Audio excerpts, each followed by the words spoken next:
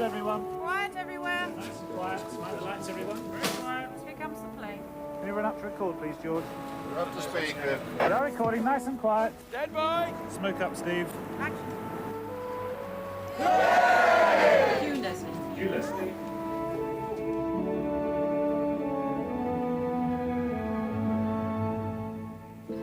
Cue, Mr. Beaver. But now the Aslan is on the move. Do it from please start again. Try one more. Here we go again. Because it's Watchful. Let's try it with all the heads on. If Beaver's head's off.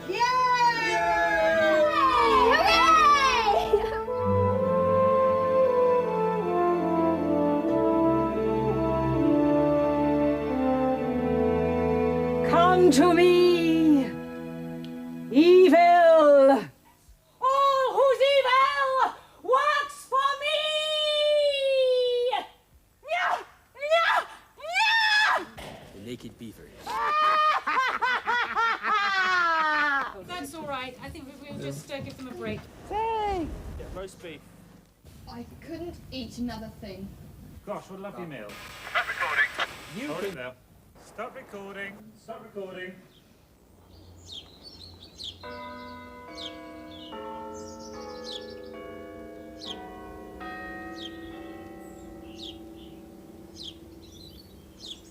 Well, if you're wondering what all that was about, you can find out next Sunday by watching the first episode of C.S. Lewis's famous fantasy, The Lion, the Witch and the Wardrobe. It's one of the 7 Narnia books for children that he wrote in the late 1940s and early 1950s when he was teaching here at Magdalen College, Oxford. Narnia is C.S. Lewis's magical world, a bit like Alice's Wonderland, lived in by talking animals like Mr. and Mrs. Beaver and Mr. Tumnus the Fawn. Excuse me, Goodness gracious me. are you a fawn? In Narnia, it's permanently winter because it's ruled by a wicked queen in the shape of the White Witch on her sleigh. And what, pray, are you? She has a rival, a lion with deep magical power to bring about miraculous transformations. C.S. Lewis was one of the most popular writers this century, and not just for children. As well as the 7 Narnia stories, he wrote books about literature and about the world we live in and whether there might be other worlds before or after it. He was born in Belfast, in the north of Ireland, in November 1898. As a boy, his closest friend was his elder brother, Warren. When he was only 8, his mother died tragically of cancer. It took the 2 boys and their father years to recover from this shattering blow. Young Lewis, or Jack as he called himself, was a great reader even then. He especially liked the Beatrix Potter stories, and Squirrel Nutkin was his favourite character. I liked the Beatrix Potter illustrations at a time when the idea of humanized animals fascinated me perhaps even more than it fascinates most children. He liked the animal cartoons by the artist Tenniel in Punch magazine, and reading stories about the Knights of the Round Table and the court of King Arthur. He started writing and illustrating animal fantasy stories of his own, all set in the make-believe world of Animal Land. And when his brother came home from boarding school, the 2 of them got together and drew elaborate maps of a whole imaginary continent they called Boxen. The Boxen stories are a kind of simplified version of the more magical land of Narnia he created nearly 40 years later. When he was sent away to a private tutor, he found he could read as many fantasies and legends as he liked, such as Arthur Rackham's editions of German myths and medieval stories like Sir Gawain and the Green Knight. And when he learned Latin and Greek, he tackled Homer's great poems, the Iliad and the Odyssey. His tutor, Mr. Kirkpatrick, said he's read more classics than any boy I ever had. That's how Jack Lewis came here to Oxford as a student. He got first-class honours in 3 subjects. He became a don, a teacher in the university, and he was soon an expert in the sort of medieval and mythological literature that he loved. But all the time he was teaching here, he was hatching his own fantasy stories. People won't write the kind of books I want, he said, so I'll have to do it myself. The outbreak of war in 1939 gave Lewis a setting for these stories. Thousands of children were evacuated, sent out from the big cities to keep them safe from bombing. And when 4 evacuee schoolgirls arrived at Lewis's home in Oxford, he started the first version of The Lion, the Witch and the Wardrobe. This book is about 4 children whose names were Anne, Martin, Rose, and Peter. But it is most about Peter, who was the youngest. They all had to go away from London suddenly because of air raids. They were sent to stay with a kind of relation of mother's who was a very old professor who lived all by himself in the country. That's how they found themselves in another world, Narnia. With the right sound effects, it's fairly easy to bring the Narnia stories alive on radio. Oh, here they come again. Where now? Let's get into the wardroom until they've passed. No one will follow us in here. Want to bed? Do be quiet, Edmund. See? Quick, there's nowhere else. Into the wardrobe.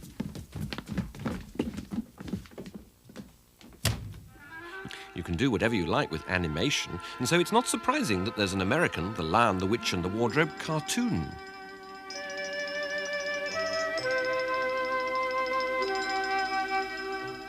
But trying to recreate Narnia with live actors on television is much more difficult, though the independent ABC company did a remarkably good job in 1968.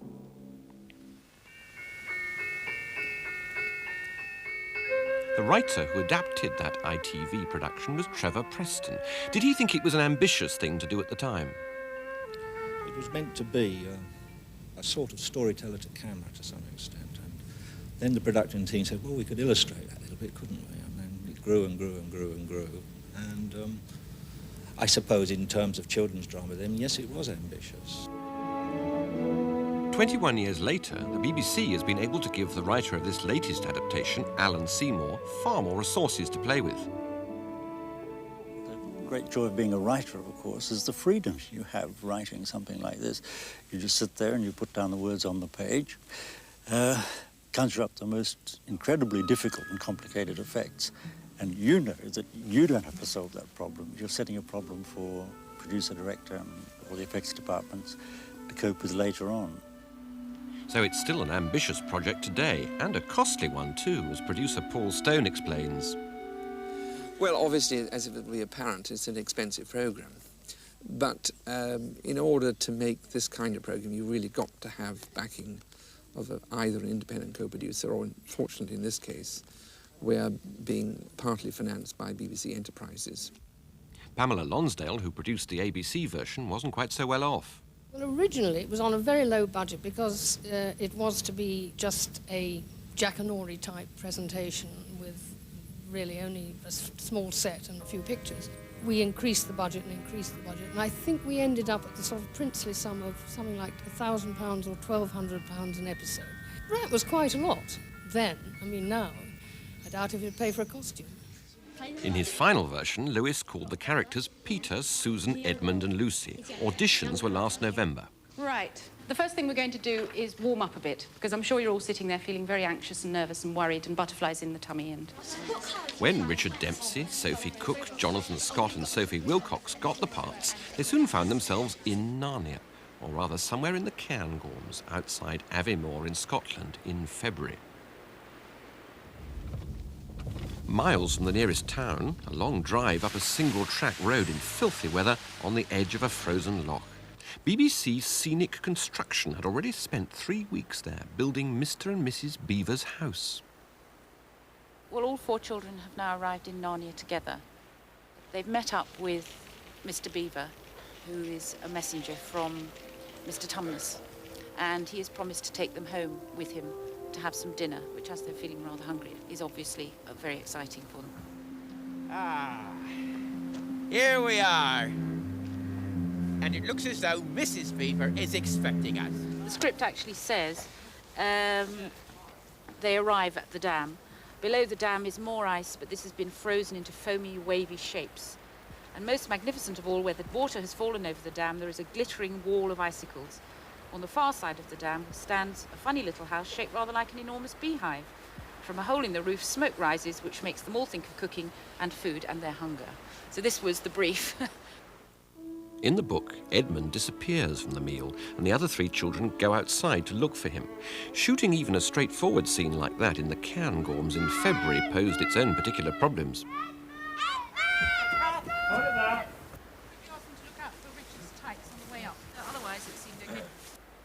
These are skin-coloured tights, and when you see them on the screen, they look like my real legs. But when they got close-ups, we've got to take our thermals off and our tights off. And wear our sandals. We've got these as well. They're like tea bags. You put them in your pocket and they warm up. It's just so cold. You're togged up. Got so many layers of clothing on, you can't move. Lots and lots of layers. Build up layers underneath the waterproof stuff, and it tends to keep you warm. So the hands will get cold first. You feel the fingers start to go tingly and numb. Well, when I'm working, I think I'm pumping out so much adrenaline, I don't notice it. It's when I stop that I realise my fingers are very cold.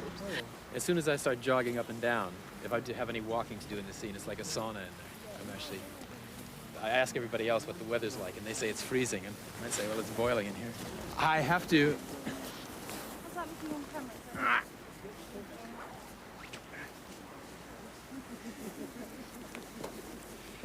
I have to take the weight of my whole body on my hands in this scene because I'm crouching down to fish. Well, you feel sort of like you're encased in concrete. It's not very easy. I mean, the first few days I fell over about half a dozen times. And it takes about 4 people to get me back upright. There are clearly huge problems because in writing the characters of the animals, and Lewis wrote into them human characteristics, human emotions, human feelings, and therefore we had to pick more than just an animal. But in the case of the beavers, it would be quite impossible to reproduce them in a naturalistic form and still have actors playing the part. I can't put them forward too far without, as we discussed, falling over. Go on, see how far forward you can go without falling. Can you balance yourself on one hand? We decided that the animal should walk on 2 legs, and I suppose we were slightly influenced by Pauline Bain's excellent illustrations in the book. The faces of the animals were masks, sort of half masks. You could actually see their mouths move. The lower parts of their faces were actually made up to the same colour, like the beavers had very dark makeup. Ah, goodness me, it's nothing. I think, Mrs. Beaver, you look as if you have a secret. Oh, it's no secret. They've got him. Can you run up to record, please, George? Beaver retriever, stand by. OK, we are recording. Nice and quiet. This is 307. Shot 1, take 1. Very still on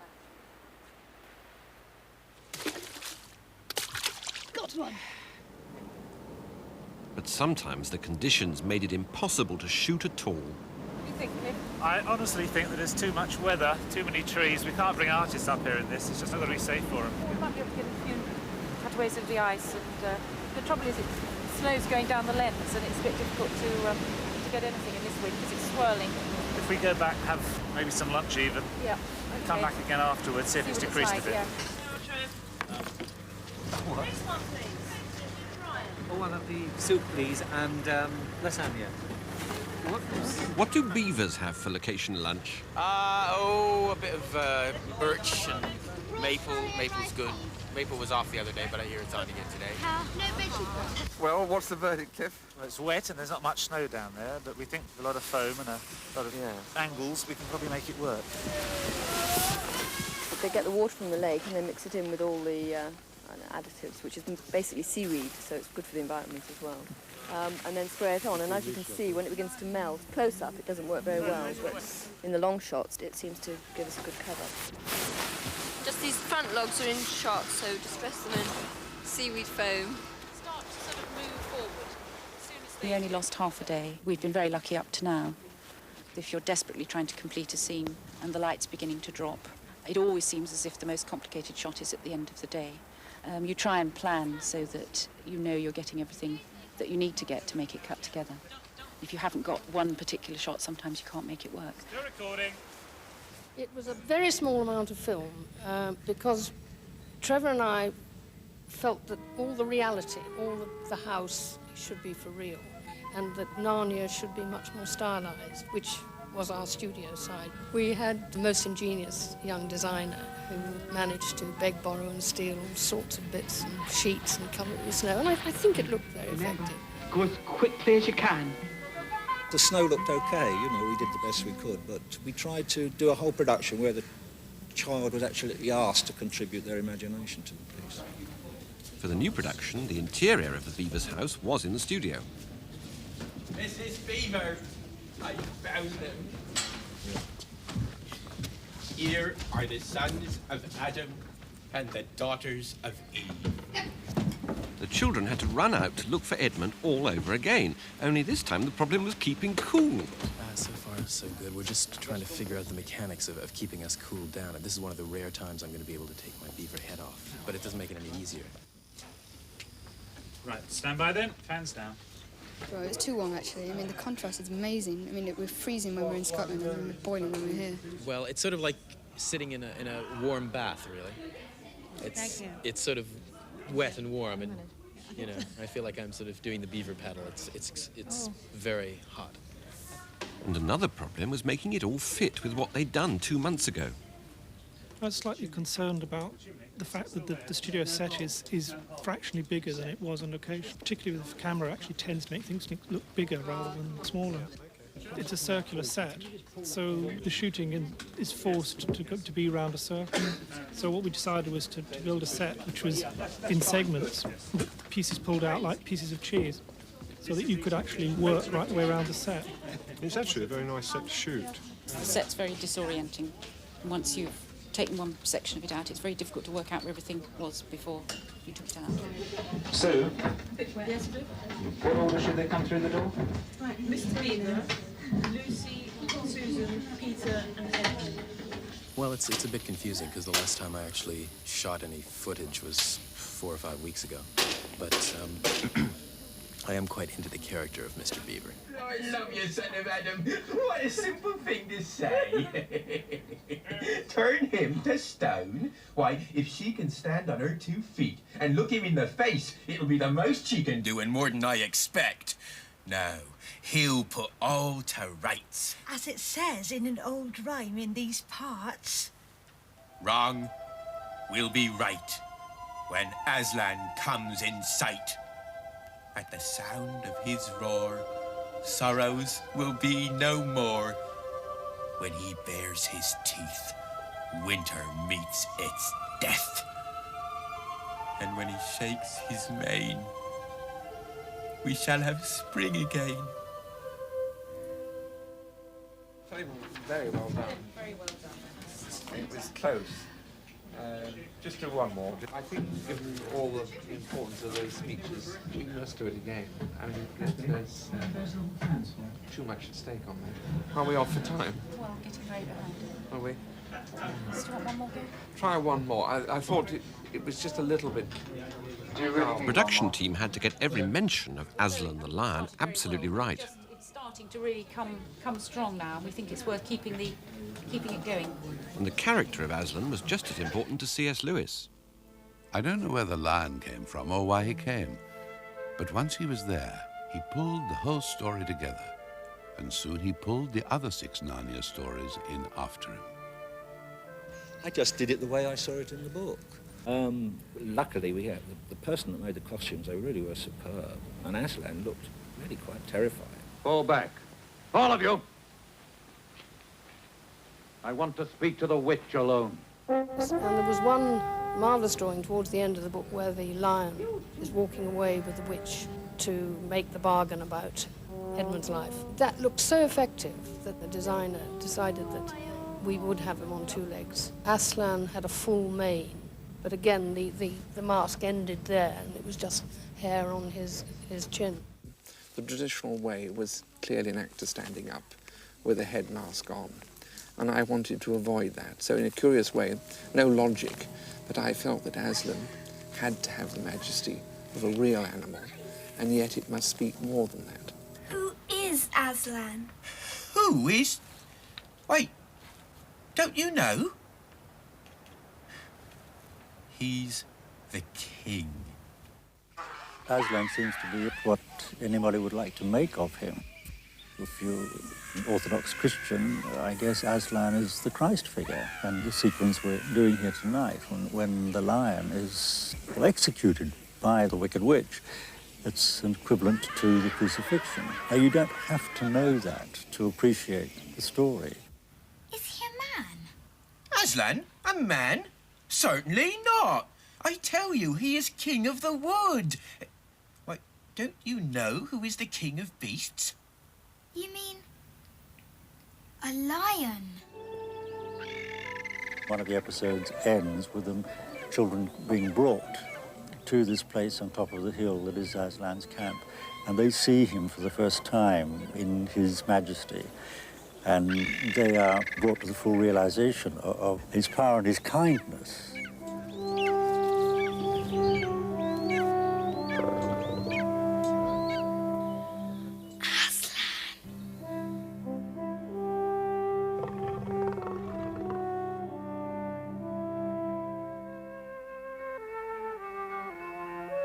Sometimes you have to find ways of solving problems other than spending a great deal of money and a great deal of time on them. We did this by the use of the narrator, which is a specific character from the book, the Professor. It could be seen, I suppose, as a way of getting round doing the magic, which it was to some extent. Now! I think there is one section where the witch and the dwarf were turned into a boulder and a tree. We did try to do it, and the effect was not good enough, so we were able to use Jack Woolgar as the Professor. Well, now, if you'd kept on looking, you would realize that there was something very odd about the stump and the boulder. And if you'd gone on watching, when everything had gone quite quiet, you would have seen the boulder move over to the stump and start talking to it. Are you all right, Your Majesty? Of course I am, you stunted fool. The important thing with any effect is the planning that takes place beforehand. So when we go on to location, we have to take, in this case, 3 specific shots. One, we first set in the tree and the boulder into the right places. We then take out the tree and set the queen in so she's looking the same as the tree in the same position. And we then set the little man to match the same position as the boulder. We then take out the queen and the little man and shoot just the empty background. We then bring it into the workshop here, and we have the tree. We take the boulder, which is via the slide file, and key it over the empty shot. The effect is relatively simple. If I just cue everything up now, and off we go. So you start with the shot with the tree and the boulder superimposed on top, and then it will go through from that to the original location shoot with the action on it. In a world where characters are often changing shape, Robin needs help from a gadget called the paint box. For Aslan to bring these statues back to life, first they recorded the shot of the horse and girl on location. Then the paint box artist drew on the stone texture. Aslan's breath was created by a smoke gun in the studio, and when Robin puts all 3 ingredients together in the workshop, the effect is probably very close to what C.S. Lewis had in mind. Manorbier Castle in South Wales was the location for the witch's castle. In his final rescue mission, Aslan flies in carrying Susan and Lucy on his back. His point of view was shot by a remote-controlled camera mounted on a crane high above the castle wall. Another picture for him to land into was shot at ground level on the other side of the wall. And Aslan himself, carrying the 2 children, was recorded in an empty studio with a neutral background. The flying was done by programming a video computer to move him diagonally across the screen. Then, when all the technical equipment had been blotted out, Aslan was finally able to fly over the castle wall. We didn't attempt to see Aslan flying with the children. Then there was absolutely no way that we could actually show that and make it work. And I think that the words, C.S. Lewis's words that Trevor used for the Professor, told it all. But what's it all about, this adventure of magic and intrigue in a make-believe world?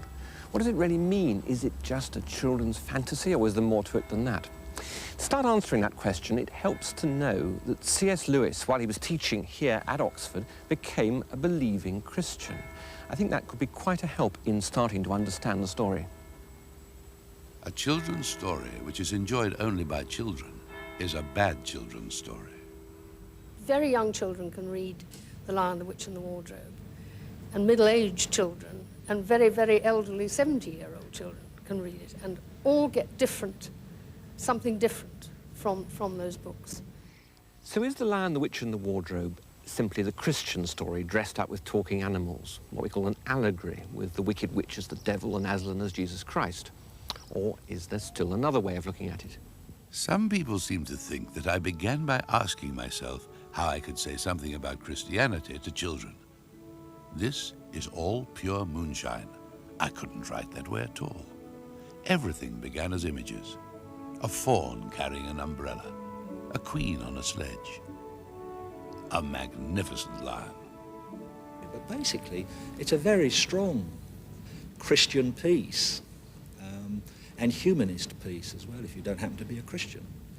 And I think it can be enjoyed, loved, several different levels. These children start in this most innocent little adventure when they're in an empty room in a house. The only piece of furniture in the room is an old wardrobe, and because they want to hide from adults, they're not too keen to see, they'll pile into the wardrobe, and the next thing they've gone through the clothes in the wardrobe and they're out into open space and into a magic land, Narnia. That in itself, of course, is wonderful. That takes us from the domestic and the familiar into something totally strange. But, of course, it's like life itself. It's full of challenges for them, and the different children respond in different ways, and we get to learn something about each one's personality and how they either get along together or conflict with each other. Are we going the right way?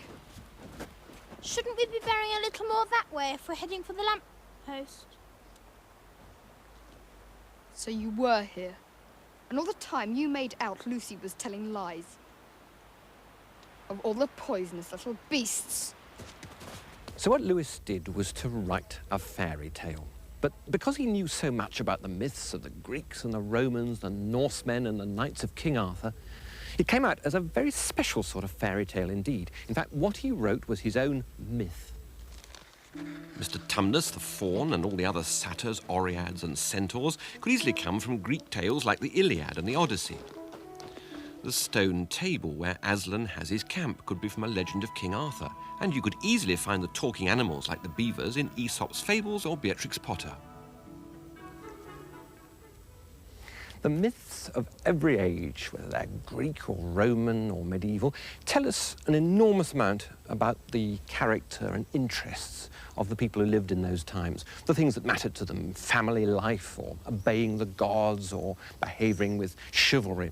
Now, C.S. Lewis created a fairy tale, a myth that in that sort of way tells us what was important to the times he lived in, and also tells us even more what was important to him.